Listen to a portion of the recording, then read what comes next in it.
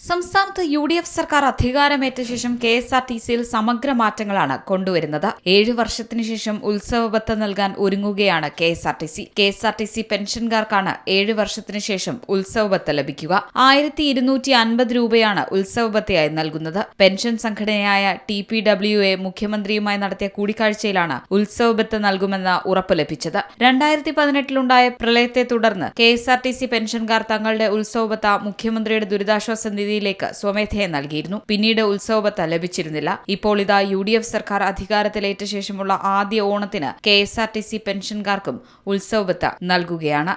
കേരളത്തിലെ ഗതാഗത വകുപ്പിലും KSRTC സംവിധാനത്തിലും യാത്രക്കാർക്കും സ്ഥാപനത്തിനും ഗുണകരമാകുന്ന നിരവധി പുതിയ മാറ്റങ്ങളാണ് പുതിയ സർക്കാർ നടപ്പിലാക്കുന്നത്. കോർപ്പറേഷനെ സാമ്പത്തിക പ്രതിസന്ധിയിൽ നിന്നും കരകയറ്റാനും യാത്രാ സൗകര്യം മെച്ചപ്പെടുത്താനും ലക്ഷ്യമിട്ടുള്ള പരിഷ്കാരങ്ങളാണ് സംസ്ഥാന സർക്കാർ ഉദ്ദേശിക്കുന്നത്. സ്ത്രീകൾക്കും ട്രാൻസ്ജെൻഡറുകൾക്കും KSRTC ഓർഡിനറി ബസ്സുകളിൽ പൂർണ്ണമായും സൗജന്യ യാത്രാ സൗകര്യമൊരുക്കുന്ന പ്രിയദർശിനി പദ്ധതി നിലവിൽ വന്നുകഴിഞ്ഞു. പഴയ ബസ്സുകൾ ആധുനിക രീതിയിൽ അറ്റകുറ്റപ്പണികൾ നടത്തി പുനരുദ്ധരിക്കുന്ന വൻകിട പദ്ധതിക്ക് തുടക്കമായി. ദീർഘദൂര യാത്രയ്ക്കായി വോൾവോ ബസ്സുകൾ പരിഷ്കരിച്ച് ബിസിനസ് ക്ലാസ് ബസ്സുകളായി KSRTC മാറ്റുകയാണ്. കോഴിക്കോട് പരമ്പിക്കുളം പോലുള്ള പുതിയ ടൂറിസം സാധ്യതകളുള്ള മേഖലകളിൽ പുതിയ സർവീസുകൾ ആരംഭിക്കുന്നു.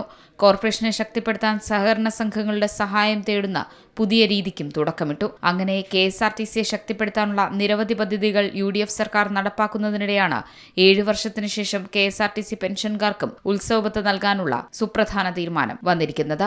News desk C Malayalam news.